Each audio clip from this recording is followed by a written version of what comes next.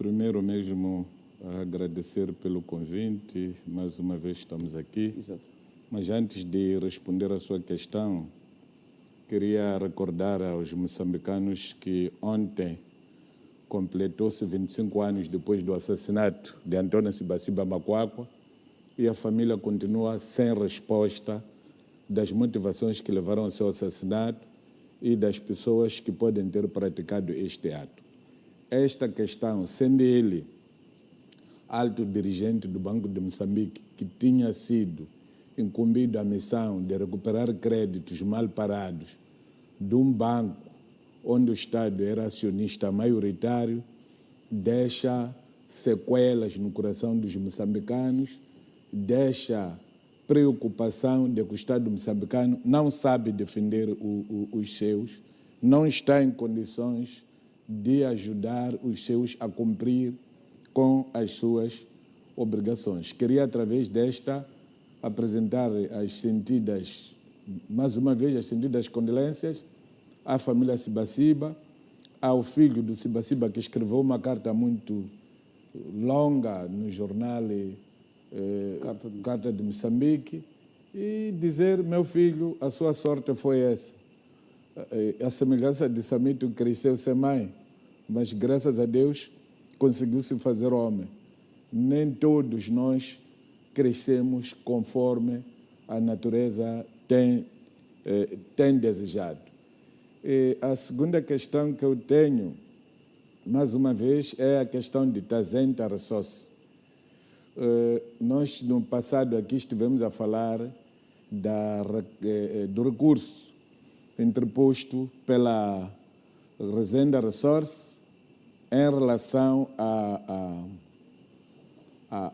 ao despacho do Tribunal Judicial da província de Zambésia e, depois de tudo quanto o juiz fez, nomear um administrador executivo e depois demiti-lo, nomear um outro, alterar as datas propostas para a Assembleia Geral. Quer dizer, houve muita coisa que, segundo a lei, os que entendem a lei do procedimento processual, a lei da organização judiciária e a própria Constituição, houve atropelos graves que o juiz da Zambésia cometeu. E recordar que este processo já esteve aqui no Maputo, um assunto da Zambésia a ser julgado aqui no Maputo. Mas a coisa mais grave que aparece hoje é aparecer o presidente do Tribunal Judicial de Recurso de Nampula a alinhar com este tipo de gente. Quer dizer, um juiz que eu conheci, era um juiz muito respeitado aqui na província de Maputo. Está a me parecer, à medida que as pessoas vão crescendo, vão perdendo algumas capacidades e qualidades. Estou muito preocupado com a situação que futuramente pode vir a acontecer ao Dr. Jussa se o processo seguir até ao Tribunal Supremo. Acredito que se o processo seguir ao Tribunal Supremo, o Tribunal Supremo agir conforme tem nos habituado, alguma coisa terá que acontecer, porque não é normal o que aconteceu neste processo da Resenda Resource. Espero, sinceramente, que os advogados estão a tentar ajudar a Resenda, não percam forças, não se sintam mutilados, apesar deste esforço. A terminar mesmo, porque estamos a falar de quê? Dos dirigentes, né? Sim, exato. Esta é uma das formas do trabalho de um dirigente. Um juiz do tribunal que sabe o que é que tem que fazer, que quando ele falha, o juiz comete uma falha, ele próprio não pode corrigir esse processo, tem de passar para outro. E o juiz entende que tem que corrigir. Até ainda corrige a indicação do dirigente que deveria dirigir a empresa enquanto não se realizar a Assembleia Geral. Marca a data para a Assembleia Geral e depois não altera essa data da Assembleia Geral. Que é para quê? Que é para dar tempo ao novo PCA, que para ele merece as melhores qualidades do que todos os moçambicanos. Eu penso que esta maneira de ser e de fazer as coisas mancha. E depois tem graça que toda essa gente é gente da Beira. Não? Eu não sei o que está acontecendo com a Beira. Não sei o que está acontecendo com a província de Sofala. Acho que os advogados que andam em Sofala devem ver o que é que anda no seio deles, porque isto já está a exagerar. A última questão que eu tenho aqui, eu vi no jornal Canal de Moçambique, e eu teria dito aqui que eu concordo muito pouco com aquelas questões amputadas ao Dr. Ciuta.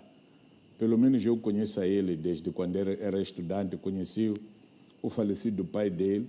Sei que ele foi funcionário simples do Instituto de Segurança Social, depois foi delegado provincial do Instituto de Segurança Social, depois disso foi administrador indicado pelo Estado no Instituto de Segurança Social, depois ficou 15 anos como inspetor-geral do Estado e para hoje ser diretor-geral do Instituto de Segurança Social.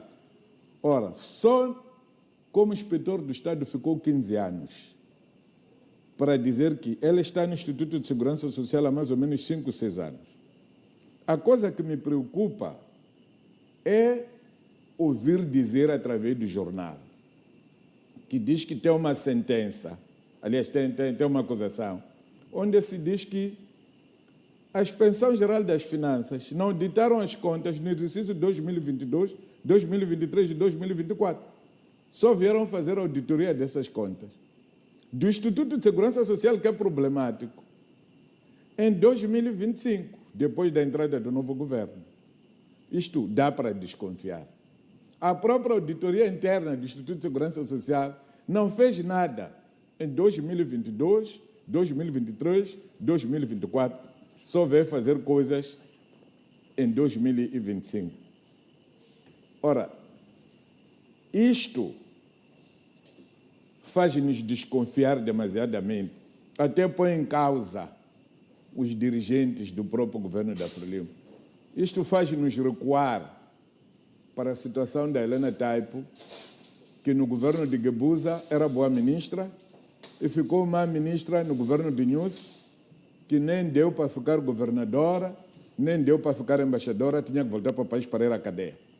Eu acho que se há problemas, os dirigentes devem interromper o mandato e ir responder pelos seus assuntos.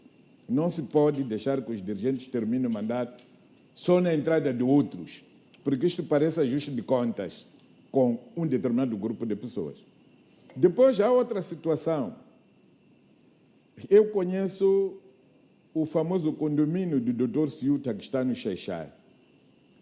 Já em 2020, esse condomínio estava a ser alugado pelo Banco de Moçambique.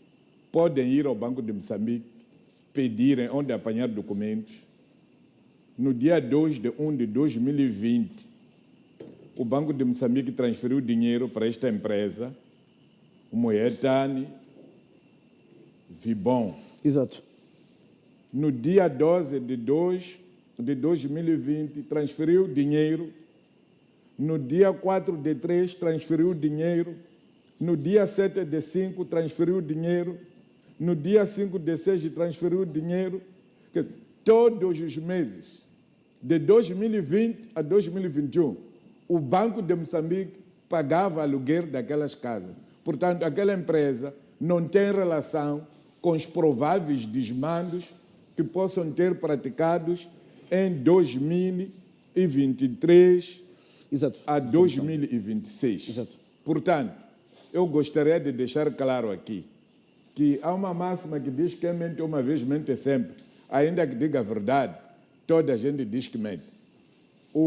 A Procuradoria-Geral tem de nos indicar com clareza onde é que ficam as casas de Ciuta na África do Sul,